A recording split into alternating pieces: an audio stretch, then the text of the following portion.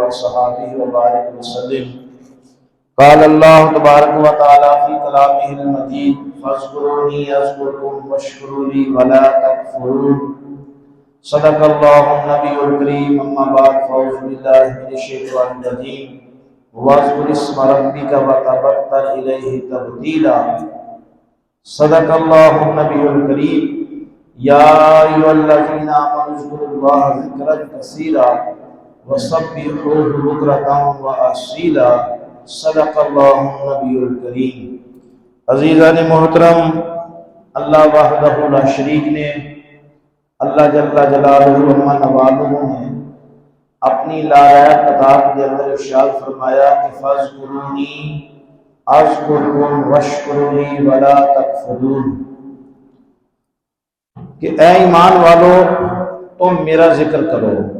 فاذکرونی تم میرا ذکر کرو، اذکرکم میں اللہ تمہارا ذکر کروں گا، واشکروا لی اور میرا شکر ادا کرو، ولا تکفرون اور میری ناشکری نہ کرو، میری نعمتوں کا کفر نہ کرو. اس مختصر آیت کے اندر اللہ نے کمال کا ایک مومن مسلمان کو دنیا میں اور آخرت میں کامیابی کا راز بیان فرمایا. فرمایا فاذکرونی میرا ذکر کرو، اذکرکم میں تمہارا ذکر کروں گا. آپ مسجد میں نماز جمعہ کے لیے حاضر ہوئے. اللہ آپ کا آنا جانا اٹھنا بیٹھنا سننا سنانا قبول و منظور فرمائے. کہ میرے آقا صلی اللہ علیہ وسلم نے ارشاد فرمایا کہ جب تم جنت کے باغوں کے پاس سے گزرو تو کچھ میوے کھا لیا کرو. جنت کے باغوں میں سے گزرو تو کچھ میوے کھا لیا کرو. تو صحابہ کرام رضی اللہ تعالیٰ عنہ اجمعین نے عرض کیا کہ یا رسول اللہ صلی اللہ علیہ وسلم جنت تو ملے گی مرنے کے بعد، تو دنیا میں ہم جنت کے میوے کہاں سے کھائیں؟ دنیا میں جنت کے باغ کہاں ہیں؟ بھی مریں گے، قیامت کے دن اٹھائے جائیں گے، پھر ہمیں جنت ملے گی، پھر ہمیں اللہ تبارک و تعالیٰ کی طرف سے جو انعامات ملیں گے، تو جنت کے میوے تو وہاں ہوں گے. تو دنیا میں جنت کے میوے کہاں سے آئے یا رسول اللہ؟ میرے محبوب نے فرمایا کہ جب تم مسجدوں کے پاس سے گزرا کرو تو مسجد کے اندر داخل ہو کے مسجد میں جو لوگ بیٹھے اللہ کا ذکر کر رہے ہوں ان کے پاس بیٹھا کرو. مسجدیں زمین میں اللہ کے باغوں میں سے ایک باغ ہیں، یہ جنت کے باغوں میں سے ایک باغ ہیں، اور وہاں پہ بیٹھ کے اللہ کا ذکر کیا کرو، وہاں اللہ کی تسبیحات کیا کرو. فرمایا کہ جو بندہ مسجد میں آئے، آتے جاتے اٹھتے بیٹھتے سبحان اللہ ماشاءاللہ اللہ اکبر الحمدللہ آسان الفاظ ہیں. آپ کے اور میرے نبی صلی اللہ علیہ وسلم نے ارشاد فرمایا کہ جو ایک دن میں 100 مرتبہ پڑھ لے سبحان اللہ سبحان اللہ سبحان اللہ، ایک دن میں 100 مرتبہ پڑھ لے سبحان اللہ، اللہ اس دن اس کے سب گناہ معاف فرما دیتے ہیں. اور جو اللہ اکبر پڑھ لے، اللہ اکبر اللہ بہت بڑا ہے، اللہ اکبر اللہ اکبر، فرمایا کہ اللہ اس کو 10 غلام آزاد کرنے کا ثواب عطا فرماتے ہیں. الحمدللہ الحمدللہ الحمدللہ. آپ نے کھانا کھایا الحمدللہ، پانی پیا الحمدللہ. کیوں حکم ہے ایک مسلمان مومن کو کہ مسلمان مومن کو کوئی عبادت اسپیشلی کرنے کی ضرورت.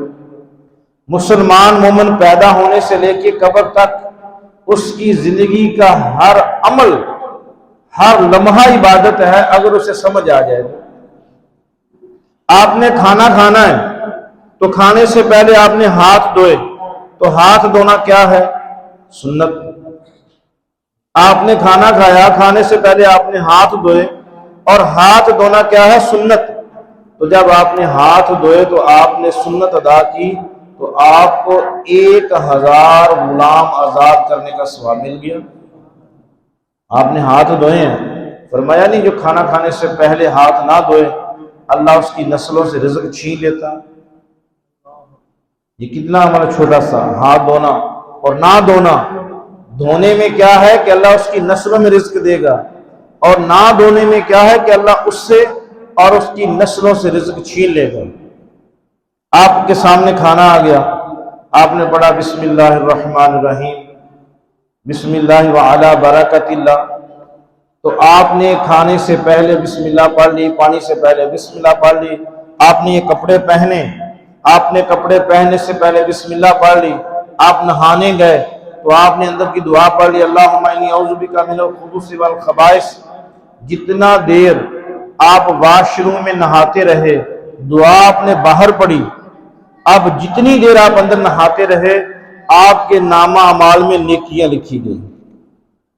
حالانکہ آپ نہ کچھ پڑھ رہے ہیں نہ کچھ کام کر رہے ہیں، آپ نے صرف واش روم کے اندر گئے اور آپ نے جانے سے پہلے جو ہے بسم اللہ پڑھ لی، اللہم انی اعوذ بک من الخبث والخبائث پڑھ لی، نہانے لگے۔ آپ کا نہانا بھی عبادت، آپ کا وضو کرنا بھی عبادت، آپ کا سر ڈھانپنا۔ میں اکثر لوگوں سے کہتا ہوں کہ خدا را ننگے سر نہ رہا کریں، میرے محبوب ساری زندگی ننگے سر نہیں رہے، میرے آقا نے ساری زندگی ننگے سر نماز نہیں پڑھی، سر ڈھانپ کے رکھا، ڈھانپ کے نماز پڑھی۔ آپ گلی میں ہیں، محلے میں ہیں، بازار میں ہیں، اپنے سر کے اوپر پگڑی رکھیں، رومال رکھیں، ٹوپی رکھیں، آپ کا سر ڈھانپ کے رہنا یہ بھی عبادت ہے۔ مفت کی لاکھوں نیکیاں جو ایک ایک سانس پہ آپ کو مل رہی ہیں۔ اچھا بتائیں مجھے کہ کوئی دنیا میں ایسا مذہب ہے کہ جہاں اتنی نیکیاں ہوں؟ آپ گھر سے نکلے بسم اللہ توکلت علی اللہ، اللہ اکبر آپ پڑھ کے دکان میں آگے، دکان میں اس نیت سے آئے کہ میں یہاں سے رزق حلال کماؤں گا، تو آپ کا دکانداری کرنا، ذمہ دارہ کرنا، بزنس کرنا، فیکٹری چلانا، مل چلانا، یہ بھی عبادت ہے۔ مزدور کام کر رہا ہے، مدینے کی گلیاں، میرے محبوب نے دیکھا کہ ایک مزدور ہے، گرمی ہے شدید، حضور پاک صلی اللہ علیہ وسلم اس کے پاس سے گزرے تو میرے آقا نے اس کا ہاتھ پکڑا۔ اب ذرا منظر سوچیں کہ مدینے کے محلے ہیں، خود رسول اللہ ہیں، اس کا ہاتھ پکڑا، اور ہاتھ پکڑ کے آ کر میرے نبی نے فرمایا کہ یہ جو ہاتھ ہے یہ اللہ کے دوست کا ہاتھ ہے، اللہ کے حبیب کا ہاتھ ہے، القاسم حبیب اللہ۔ فرمایا کہ بعض روایت ہے کہ حضور نے اس کے ہاتھ کا بوسہ لیا، فرمایا یہ جو ہاتھ ہے مزدوری کرنے والا، محنت کرنے والا، یہ اللہ کے دوست کا ہاتھ ہے، اس کا پسینہ، عالم کی سیاہی، شہید کا خون اور مزدور کا پسینہ، قیامت والے دن اللہ ان کے بدلے بھی ان کو نیکیاں عطا فرمائے۔ فرمایا عالم نے جو سیاہی لکھی، ساری زندگی کاغذ لکھے، وہ بھی تولے جائیں گے، وہ سیاہی بھی تولی جائے گی، مزدور کو جتنا پسینہ آیا وہ پسینہ بھی تولا جائے گا، اور شہید کو شہادت کے لیے خون نکلا، قیامت کے دن وہ خون بھی تولا جائے گا۔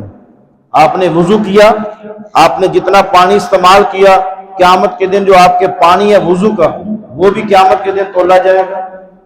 تو ایک ایک قدم پہ مسلمان مومن کو اللہ نے، اس امت کو ایک ایک قدم پہ نیکیاں عطا فرمائی ہیں۔ آپ نے رات کو سونا ہے، آپ بستر پہ گئے، جانے سے پہلے وضو کر لیں، کتنا بڑا شاندار عمل ہے۔ آپ جانے سے بستر پہ سونے سے پہلے وضو کریں، اس کے بعد آپ عشاء کی نماز پڑھیں، پھر آپ سو جائیں۔ رات کو جلدی سونا اور صبح جلدی اٹھنا یہ میرے محبوب کا خاص عمل ہے۔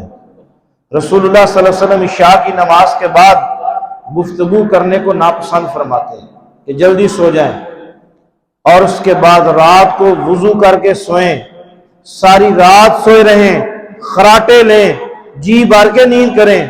آپ کے اور میرے نبی نے فرمایا ساری رات میں جتنی سانسیں لے گا اللہ اس ہر سانس کے برابر اس بندے کو ایک ایک نیکی عطا فرمائے گا۔ اب دیکھیں کتنا بڑا عمل ہے۔ آپ نے وضو کیا اور بسم اللہ پڑھ کے اپنی چارپائی پہ سو گئے، اور پھر اس سے بڑا ایک عمل میرے آقا نے فرمایا کہ جو بندی یا بندہ، مرد یا عورت، رات کو وضو کرے اس کے بعد اپنی چارپائی پہ سوئے گا، ساری رات فرشتے اس کا پہرا دیں گے۔ یہ جو ہم کہتے ہیں کہ رات سوئے تھے صبح چور آئے لٹ کے لے گئے، فلانا آیا، چور آیا، لٹ کے لے گیا۔ جب ہم اعمال سے دور ہو جائیں گے، نیکیوں سے دور ہو جائیں گے، تو اللہ رب کائنات پھر ہماری زندگیوں میں تکلیفیں بھیج دے گا۔ وَمَنْ أَعْرَضَ عَنْ ذِكْرِي فَإِنَّ لَهُ مَعِيشَةً ضَنْكَ۔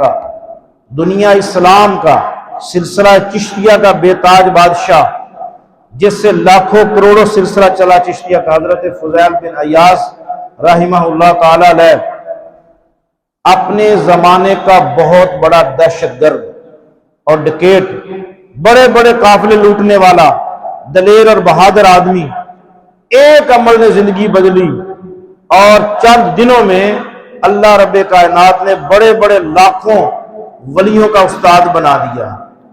ساری زندگی ڈکیٹیوں میں گزر گئی، آپ نے ایک قافلہ لوٹا، سارا سامان قافلے کا لوٹ کے آپ کے پاس جب لایا گیا تو ایک اماں ہے، ان کی ایک گٹھڑی ہے، تو اس کو بھی لوٹا ساتھیوں نے، بڑا لشکر ہے آپ کے جو دہشت گرد ڈکیٹ تھے۔ تو جب وہ سارا سامان لوٹ لیا تو اس اماں کی ایک گٹھڑی ہے، اس میں کچھ پیسے تھے، تو اس اماں نے ان ڈاکوؤں سے کہا کہ یہ جو میری گٹھڑی ہے تم اس کو نہیں لوٹ سکتے، تمہاری جرت نہیں ہے۔ انہوں نے چھین لی۔ اس نے کہا اماں جی تم کمزور ہو، سارا قافلہ لٹ گیا، تمہاری کیا طاقت ہے کہ ایک بوڑھی اماں ہو ہم سے یہ گٹھڑی نہ چھینے؟ تو اس اماں نے کہا کہ میں نے اس پر 3 مرتبہ آیت الکرسی پڑھی ہے۔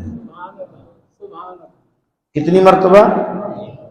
3 مرتبہ۔ کہتے ہیں کہ جو بندہ گھر سے نکلے، یہ مکتوبات صدی میں حضرت قاضی شرف الدین یحییٰ